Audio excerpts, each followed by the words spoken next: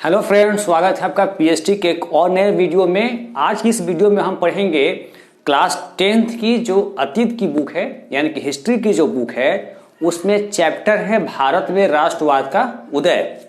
इस चैप्टर को हम इस वीडियो में पढ़ेंगे और बता देता हूं कि इस वीडियो में हम पूरे चैप्टर को नहीं समझा रहे हैं, क्योंकि पूरा चैप्टर समझाने में बहुत ही लंबा वीडियो बन जाता है। तो हमने क्या किया है कि इसे कई पार्ट में जो है बांट दिया, डिवाइड कर दिया है। और इस वीडियो में कौन सा पॉइंट कवर करेंगे मैं बता देता हूं। जो पहला पॉइंट है, पहला विश्व युद्ध, खिलाफत और असहयोग आंदोलन तक, और पहले वर्ल्ड वार से लेकर खिलाफत आंदोलन और असहयोग आंदोलन के बीच में और क्या क्या गतिविधियां इंडिया में हुई, उस गतिविधियों को कौन कौन लोग किए, उसके बारे में हम जानेंगे। तो सबसे पहले ये आपको जानना है कि इस चैप्टर में, इस अध्याय में आपको पढ़ाया क्या गया है, क्या समझाया गया है। सबसे पहली बात तो यह है कि इस चैप्टर में ना 1920 के दशक से आगे का, यानी कि 1920 से पहले इंडिया में जो भी हुआ उसे इस चैप्टर में डिटेल में शामिल नहीं किया गया है। कहीं कहीं थोड़ा थोड़ा जिक्र आया है बस। यानी कि 1920 से आगे जो घटनाएं हुई हैं उसको हम अध्ययन करेंगे और कुछ आंदोलन के बारे में पढ़ेंगे, जिसमें से मुख्य रूप से असहयोग आंदोलन, सविनय अवज्ञा आंदोलन एंड खिलाफत आंदोलन, रॉलेट एक्ट सत्याग्रह, इस टाइप के कुछ जो विद्रोह हुए थे अपने देश में, उसको हम जो है पहले पढ़ेंगे। तो सबसे पहला जो पॉइंट है, पहला विश्व युद्ध, खिलाफत और असहयोग।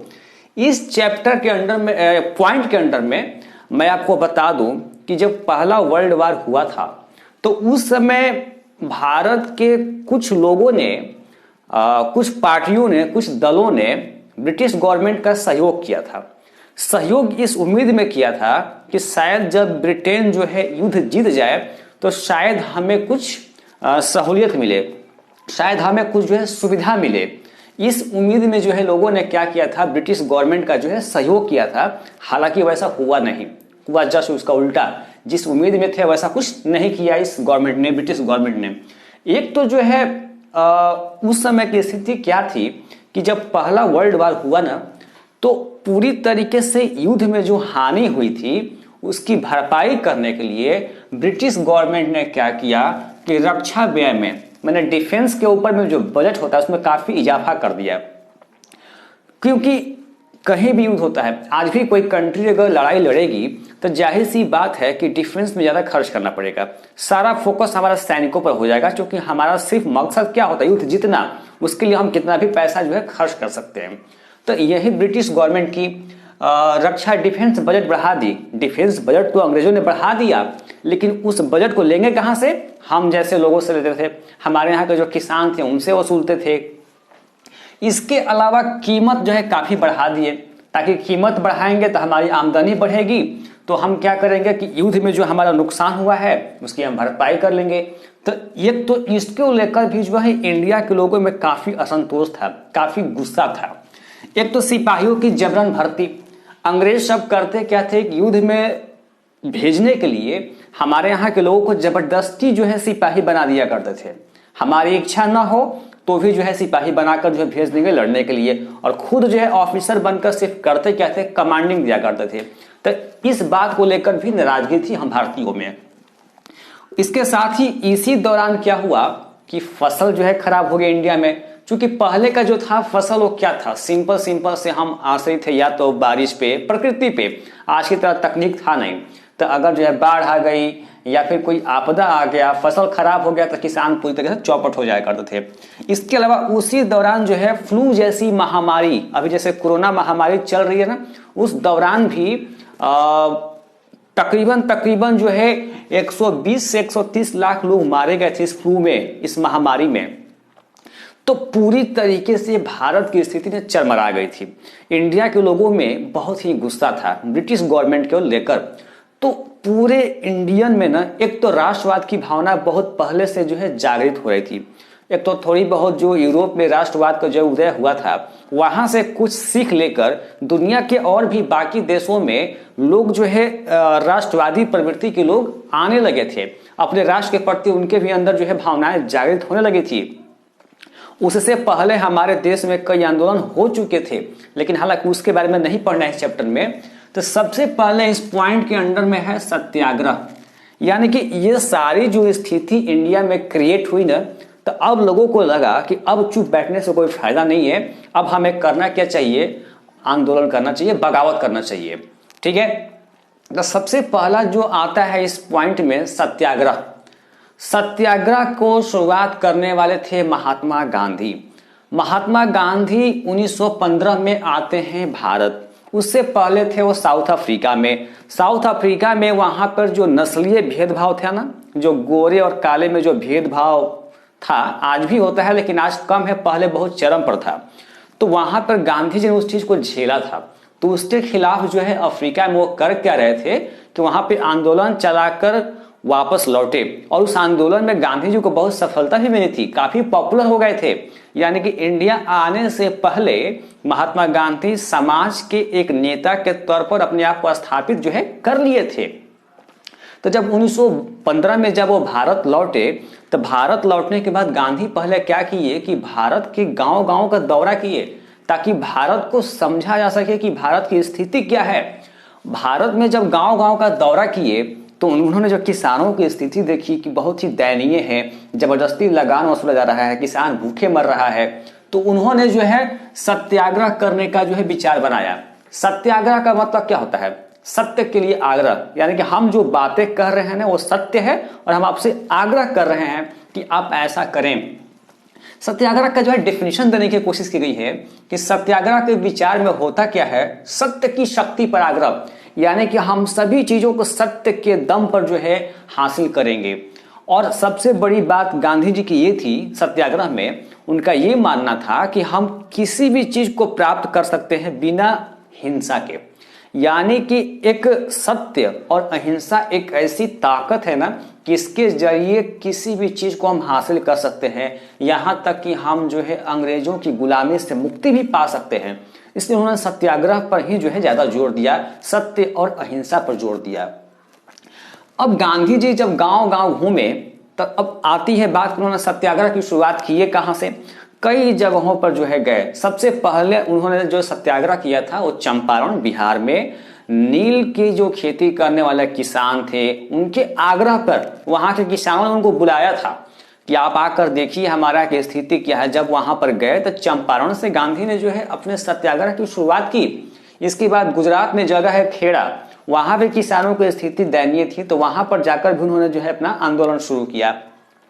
इसके अलावा 1918 में अहमदाबाद के सूती कपड़ा मिल के जो मजदूर थे उनकी हालत काफी दयनीय थी, तो मजदूरों के बीच जाकर भी गांधी जी ने सत्याग्रह किया, आंदोलन किया। इसके बाद हम इसी वीडियो में दो चीज और कवर करेंगे, रॉलेट एक्ट। रॉलेट एक्ट क्या है, क्यों लाया गया, इसका क्या नुकसान हुआ, एंड असहयोग आंदोलन को हम पढ़ेंगे। सत्याग्रह के बाद जो इसमें अगला जो फर्स्ट का ही जो सब पॉइंट है, रॉलेट एक्ट। रॉलेट एक्ट को समझना जरूरी है पहले कि रॉलेट एक्ट है क्या। एक तरीके एक्ट मतलब क्या होता है, एक तरीके का कानून। इस कानून में क्या बातें थी, ये बातें थी ना कि सरकार जो चाहे सभी तरीके के राजनीतिक गतिविधियों को कुचल सकती थी। यानी कि अंग्रेजों ने अपने लिए एक कानून लाया था और इस कानून का इस्तेमाल करके जो भी उनके खिलाफ गतिविधि हो रही थी, एक्टिविटी हो रही थी इंडिया में कहीं भी, उसको कुचल सकती थी। और यही नहीं, इसके अलावा जो भी राजनीतिक कैदी हैं उनको जो है 2 साल तक बिना मुकदमा चलाए बंद रख सकती थी। एक आम तौर पर नियम क्या होता है कि अगर किसी को अगर जो आपको कैद करना है तो पहले मुकदमा चलता है, उसे दोषी पाया जाता है, फिर उसे जो है बंद किया जाता है। लेकिन इस एक्ट के तहत बिना मुकदमा चलाए 2 साल तक जो चाहे उसको जो है बंद कर सकते थे। तो अब इस तरीके के अगर कानून लाया जाएगा तो जाहिर सी बात है कि भारत की जनता जो पहले से बगावत पे उतर गई थी, इतनी आसानी से जो है मानने वाली थी नहीं, शांत नहीं रहने वाली थी। अब उसने क्या किया कि अब आंदोलन को और जो है तेजी देना शुरू किया, विस्तार देना शुरू किया, बढ़ाना शुरू कर दिया। अब इसी एक्ट के खिलाफ 6 अप्रैल से हड़ताल शुरू हो गया 1919 में। लोग क्या किए कि जगह जगह जो है मीटिंग बुलाने लगे, इनके खिलाफ जो है रणनीतियां तय करने लगे। एक जगह है पंजाब में, जलियांवाला बाग के नाम से मशहूर है, अमृतसर में।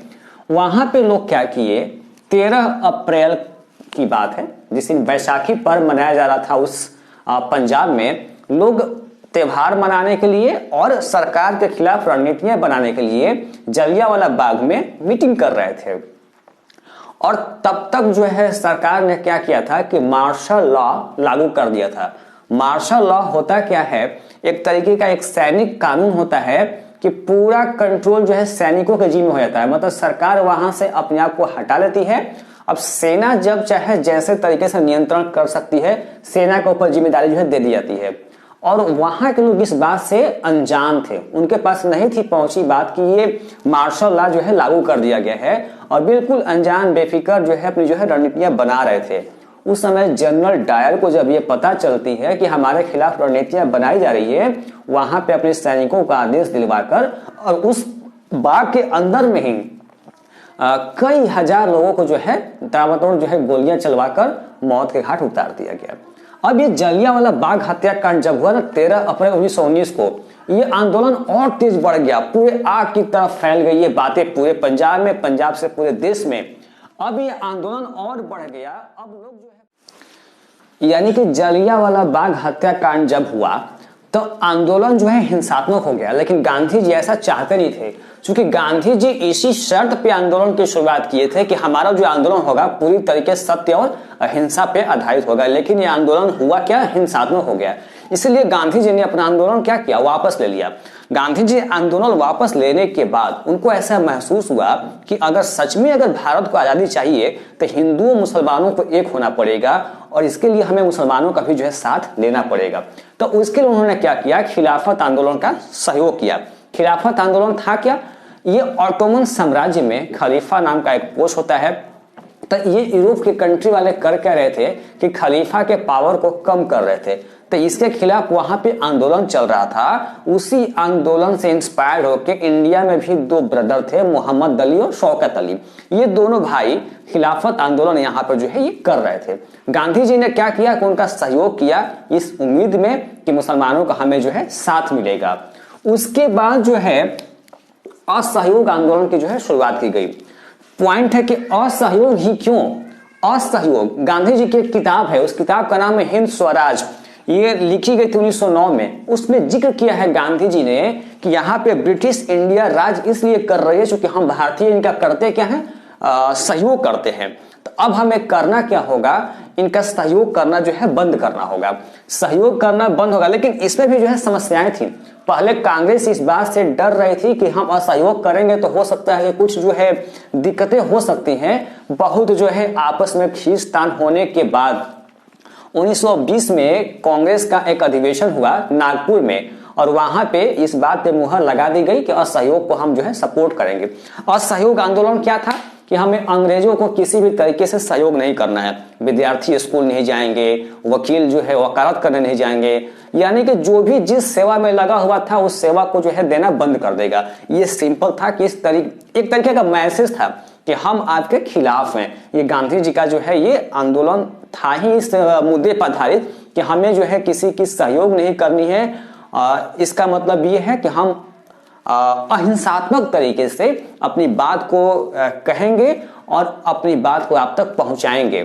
तो ये मैं समझता हूं कि ये सारे पॉइंट जो ये फर्स्ट पॉइंट है, अभी इसके बाकी के जो पॉइंट है वो नेक्स्ट वीडियो में।